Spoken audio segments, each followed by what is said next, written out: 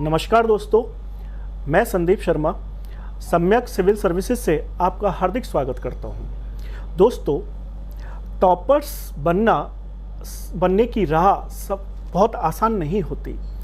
आज एक ऐसी ही प्रतिभा हमारे बीच में मौजूद हैं जिन्होंने आरएएस 2018 में प्रथम स्थान प्राप्त कर अपनी सफलता का परचम लहराया है। मैं स्वागत करता हूं श्रीमती मुक्ताराव जी का, जो कि सम्यक सिविल सर्विसेज की रेगुलर क्लास रूम की स्टूडेंट थी और आज उन्होंने, और मैं बधाई देता हूं कि आज इन्होंने 2018 आरएएस परीक्षा में प्रथम स्थान प्राप्त किया है। बधाई हो। Thank you so much sir.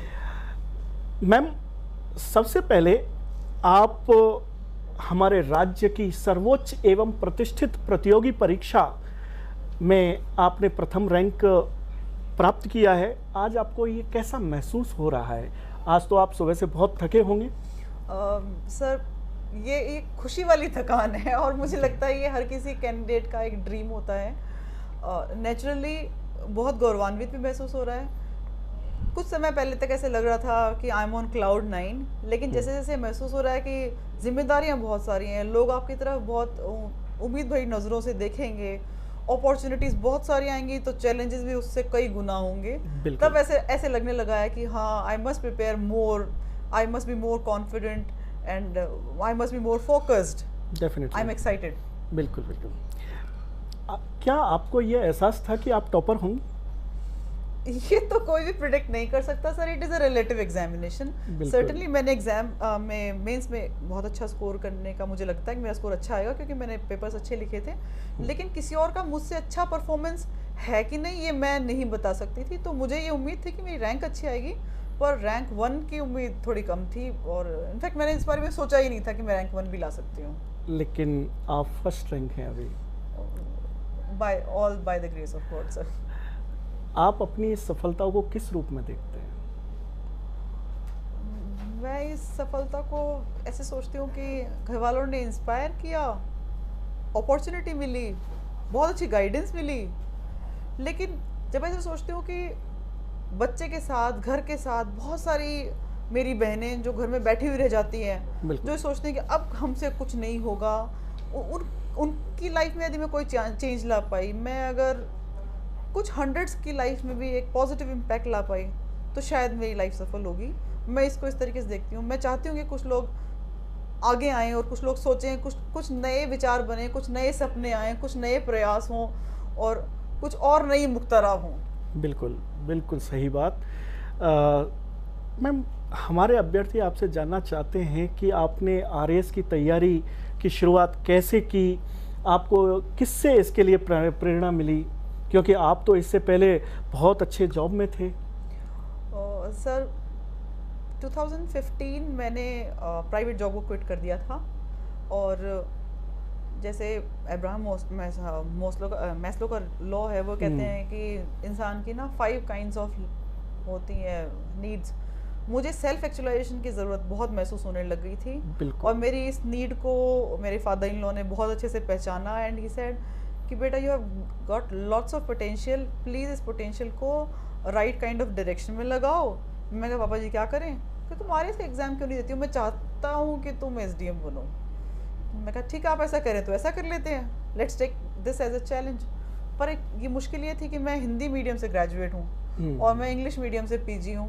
मैंने काम इंग्लिश में किया, तो मेरे लिए medium was a big challenge. क्या हिंदी लूँ, इंग्लिश लूँ? Literature was available in Hindi, I was more confident in writing in English. तो वो द्वंद 2016 में था, पर वो सॉर्ट आउट हो गया। मैंने फाइनली इंग्लिश के बारे में ही सोचा। बिल्कुल मैम, सबसे बड़ी स्टूडेंट्स में एक समस्या आती है। स्टूडेंट जब आरएएस की तैयारी करते हैं, जैसे आपको मीडियम से रिलेटेड समस्या थी कि हिंदी लूँ, इंग्लिश लूँ, और जनरली जब हम आरएएस जैसे कंपटीशन, जो स्टेट लेवल के सर्वे कॉम्पिटिशन्स हैं, इसमें जब हम परफॉर्म करते हैं तो इंग्लिश भी बहुत अच्छा मीडियम है, हिंदी भी बहुत अच्छा मीडियम है, लेकिन सफलता की दर जो है वो हिंदी माध्यम की ज़्यादा है। तो आपके सामने तो इंग्लिश माध्यम में बहुत चैलेंजेस आए होंगे। सर, मैं सबसे पहले सारे कैंडिडेट्स को, अपने सारे बहनों भाइयों को कहना चाहूँगी, इतना सारा मिथ्स का पिटारा है, उसमें से एक एक निकाल दीजिए। Medium has no role to play in your selection. Second, literature, be it available or not, you can create it by yourself. Like Exactly. in my case, मेरे पास हिंदी का लिटरेचर बहुत सारा था और मुझे इंग्लिश में देना था. मैंने उसको पहले हिंदी में पढ़ा, ट्रांसलेट किया, मिनिमाइज किया और बहुत सारी टेस्ट सीरीज लिखी. तो it is just a myth कि हिंदी का सिलेक्शन रेशियो ज़्यादा है. हम ऐसा भी सोच सकते हैं कि हिंदी में कितने लोगों ने एग्जाम दिया.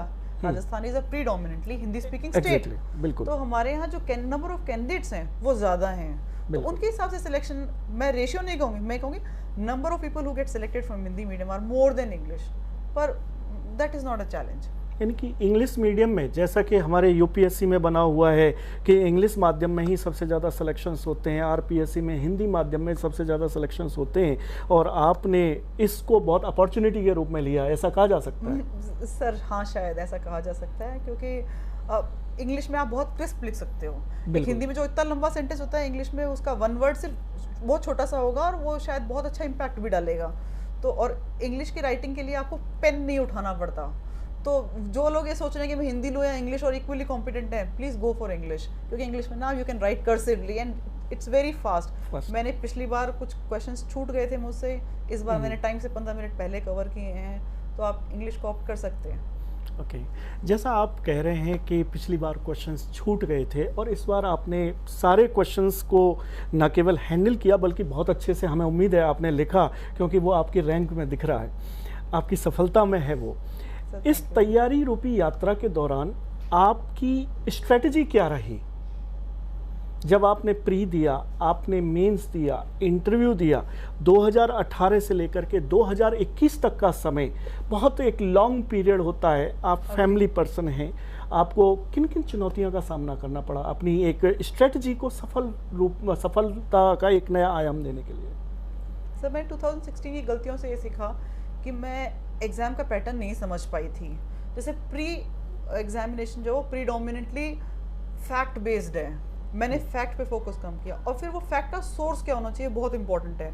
तो मैंने इस बार ऑथेंटिक सोर्सेज को अपना बेस बनाया, और प्री के लिए तो मीडियम कोई मैटर ही नहीं करता. तो मैंने राजस्थान हिंदी ग्रंथ अकादमी की ऑलमोस्ट सारी बुक्स को रेफ़र किया जो इस सिलेबस से मैच करती थी. उनके अलावा हम आर्थिक समीक्षा तो ऑफ कोर्स राजस्थान की बहुत मैटर करती ही है, और राजस्थान बोर्ड की बुक्स को मैंने रेफ़र किया. इस वजह से मेरा प्री का स्कोर भी इस बार बहुत अच्छा था. बिल्कुल. मेंस में मैंने देखा था कि लास्ट टाइम मैंने टेस्ट सीरीज़ के नाम पे एक भी पेपर नहीं लिखा था. इनफैक्ट एक क्वेश्चन भी शायद नहीं लिखा था, और ये एक बहुत बड़ा ब्लंडर कह सकती हूँ मैं इसको. इस बार मैंने उसको बहुत करेक्ट करने की कोशिश की. मैंने 80 से ज़्यादा पेपर लिखे हैं इस बार. Very good. और मैंने कोशिश की कि मैं उनको एक जगह बैठ के स्टिपुलेटेड पूरे 3 घंटे के ड्यूरेशन में कर पाऊँ. जितना भी हो, जैसा भी हो, जैसे ही 3 घंटे खत्म मैंने उसको वहीं छोड़ दिया. बिल्कुल. तो ये मेरी इस बार स्ट्रेटेजी रही. तो जब हम मैम प्री की प्रिपरेशन करते हैं, मेंस की प्रिपरेशन करते हैं, हाँ जी. ये प्रिपरेशन जनरली हमारे स्टूडेंट्स कहते हैं कि हम पहले प्री की प्रिपरेशन करेंगे फिर मेंस की प्रिपरेशन करेंगे, लेकिन वास्तविकता ये है कि मेंस की पहले तैयारी करो फिर प्री आसान हो जाता है. आप इससे कहाँ तक सहमत हैं? 100% सर. 17 अक्टूबर 2017 रिजल्ट आया था. थोड़ा दिन लगा अपने आप को संभालने में, पर मैंने नवंबर 2017 से मेंस की टेस्ट सीरीज लिखना शुरू कर दिया था. बिल्कुल. और नवंबर 2017 से लेकर के लगातार मैंने मई 2018 तक मेंस की टेस्ट सीरीज लिखी हैं. उसके बाद मैं स्विच किया था कि हाँ, अब वैकेंसी अनाउंस हो गई है, अब प्री पे फोकस करना चाहिए. तो 2-2.5 महीने मैंने प्री पे फोकस किया. लेकिन मेंस ऐसा स्कोप है जिसके लिए आप उसको तैयार करके छोड़ दीजिए और 7-8 दिनों बाद में फिर एक बार रिवाइज कर लिया किसी पेपर को. इस प्रकार से करेंगे तो मुझे लगता है हम कर सक पाएंगे. बिल्कुल बिल्कुल सही बात है कि जितना ज़्यादा हम आंसर राइटिंग की प्रैक्टिस करते हैं, कॉन्सेप्ट तो हमारा वहाँ क्लियर हो ही जाता है और फिर उसमें प्री निकालना हमारे लिए और भी आसान हो जाता है. मैम, जब हम प्रिपरेशन कर रहे होते हैं तो प्री जो है basically in between the line होता है. हाँ, लेकिन जब हम मेंस की तैयारी करते हैं तो मेंस जो है वो जो सिलेबस में लिखा हुआ होता है उसको एग्जैक्ट पढ़ने के लिए कहा जाता है. Is it true? No sir, it is reading between the lines. Okay. जब किसी चीज़ का सिर्फ बुलेट दिया हुआ है तो उस बुलेट पे आप देखेंगे तो आपको पूरी बुक भी मिल जाएगी, कुछ बुक के चैप्टर्स भी मिल जाएंगे, और ऐसा हो सकता है कि उस बुलेट से रिलेटेड आपको सिर्फ कुछ फैक्ट्स ही मिलें. तो मैं कहूँगी कि one should also read between the lines, because ये ज़्यादा ट्रू है इकोनॉमिक्स के पेपर के लिए। इकोनॉमिक्स के पेपर में लिखा हुआ तो बहुत कुछ है, जैसे आरबीआई के बारे में लिखा हुआ है, सेबी के बारे में भी लिखा हुआ था, बिल्कुल। लेकिन इनमें से कभी क्वेश्चंस आते नहीं हैं। So we have to also focus on कि किस प्रकार के प्रश्न पूछे जा रहे हैं और हमारी स्ट्रैटेजी क्या है और वो कहाँ मैच हो रही है हमारे इकोनॉमिक रिव्यू से। बिल्कुल तो सही बात। इसलिए हमारा पास्ट एक्सपीरियंस मैटर करता है। हर एक किसी बुलेट को छोड़ना नहीं है, लेकिन उसके बीच में हमें we should also read between the lines. तो दोस्तों आप सुन रहे हैं इस बात को कि हमें कुछ भी नहीं छोड़ना है। जो हम प्री में प्रिपरेशन कर रहे हैं, मेंस में प्रिपरेशन कर रहे हैं, जो हमें मेंस पढ़ रहे हैं, जब हम सिलेबस को ध्यान देते हैं तो जैसा कि मैम ने कहा कि हमें in between the line mains के लिए भी पढ़ना है कि यू नेवर नो कि क्वेश्चन आपसे कहाँ से पुटअप हो रहा है और उसमें आपके पास फैक्ट्स पूरे होने ही चाहिए। मैम जब आप प्रिपरेशन कर रहे थे तो आप दो चीज़, एक तो इंग्लिश माध्यम आपका रहा, टेस्ट पेपर्स आपने बहुत सारे आपने लिखे जिसमें आंसर राइटिंग की प्रैक्टिस आपकी बहुत बहुत मच बेटर हुई। ये जो आप जब इंग्लिश माध्यम की तैयारी कर रहे थे या माध्यम में प्रिपरेशन कर रहे थे, टेस्ट सीरीज़ आप लिख रहे थे, तो उस दौरान आपको जब हम जनरली आपने सम्यक में आप दे रहे थे, जी सम्यक का आपकी इस तैयारी में क्या रोल रहा? ट्रूली स्पीकिंग समय को मैं अपना दूसरा घर मानती हूँ, और ऐसा इतनी बार हुआ है कि मैंने NHR पे भी कॉल किया है कि सर प्लीज़ मुझे इस चीज़ के नोट्स चाहिए, तो विद इन 5 मिनट्स मेरे व्हाट्सएप ग्रुप पे आ गए, व्हाट्सएप पे आ गए हैं। ऐसा भी हुआ है कि सर ये कॉन्सेप्ट समझ में नहीं आ रहा है, तो मुझे 11th आवर पे भी हेल्प मिली है। और उससे बड़ी बात ये है कि it is not important to write questions और it is not important to float a test series. It is more important to check it well, give good comments so that a candidate can improve. तो मुझे यहाँ test series लिखने में बहुत benefit मिला कि मैंने एक तो इंग्लिश मीडियम में लिखा, तो उसको चेक करने वाला भी कोई ऐसा चाहिए जो उसको समझ पाए। बिल्कुल सही। दूसरा ये कि जो मैंने लिखा है उस पर मुझे फैक्चुअल कमेंट मिले, ऐसा नहीं कि कोई हैंडराइटिंग को देख के इंप्रेस होकर के मुझे बहुत सारे मार्क्स दे दे, या फिर मैंने फैक्ट कम लिखे तो मुझे बिल्कुल ही नेगलेक्ट कर दे। I wanted the actual feedback और मुझे मिला कंटेंट जो हमें आंसर राइटिंग में लिखना है, जो मुझे वहाँ लिखना है और उस पर मैं स्कोर कर पाऊंगी, उससे उसके साथ इनलाइन कमेंट चाहिए थे और वो मुझे बहुत डिटेल्ड मिले। तो इसके लिए मैं कहूँगी कि it has helped me a lot. बिल्कुल बिल्कुल, थैंक यू मैम। आप जब सम्यक की क्लास में आप पढ़ रहे थे, इंग्लिश मीडियम के माध्यम की क्लास थी, तो जो हमारी टीम थी उसका क्या सहयोग मिला आपको in classroom, during test series, during mock interview? So mock interviews तो मैंने एक तो आपको ही दिया है, मैंने 3-4 मॉक टेस्ट सम्यक में दिए हैं, और हर बार मुझे एक नए टाइप का कमेंट मिलता था जो पुराने वाले से इम्प्रूव्ड था, लेकिन किसी और एरिया को भी एक्सप्लोर करते हुए था। शुरुआत में आपने मुझे बॉडी पोस्चर के लिए भी कमेंट्स दिए थे, मेरे एंट्री के लिए से रिलेटेड जो कंटेंट पे बेस्ड कम थे, लेकिन वो मेरी अपीयरेंस पे बेस्ड थे, वो मेरी पर्सनैलिटी को शो करते थे। धीरे धीरे मैंने देखा था कि सेकंड और थर्ड इंटरव्यू तक आते आते जो कमेंट्स थे वो मेरे आंसर फ्रेमिंग से रिलेटेड हो गए थे। और मेरा जो आपके साथ 5th इंटरव्यू था, आई रिमेंबर, उसके अंदर आपने मुझे सिर्फ ये कहा था कि you should be brief and precise and you should be smiling. तो ये दोनों कमेंट मुझे याद हैं, और आई एम रियली थैंकफुल कि आप लोगों ने मुझे बहुत अच्छे से गाइड किया। Thank you. जो अभी वर्ष 2021 की आगामी RAS की परीक्षा है, जैसा कि आज RPSC ने भी कहा है कि इसकी वैकेंसी बहुत जल्दी निकालेंगे, और इस प्रिपरेशन में जो विद्यार्थी बहुत टाइम से लगे हुए हैं, जो अभ्यर्थी लगे हुए हैं, उसको आप क्या संदेश देना चाहेंगे?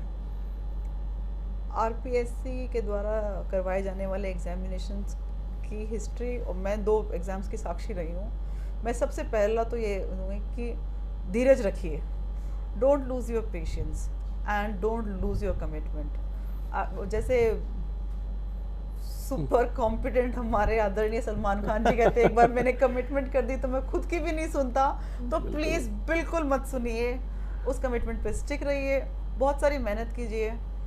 मैं एक ऐसा व्यक्ति हूँ जो कर्म के अलावा किसी पे विश्वास नहीं करती, कुछ लोग कहते हैं मैं शनिवार को शुरू नहीं करता, मैं मंगलवार को ये नहीं करता, मैं गुरुवार को ऐसा नहीं करता। मैं हर दिन हर काम करती हूँ।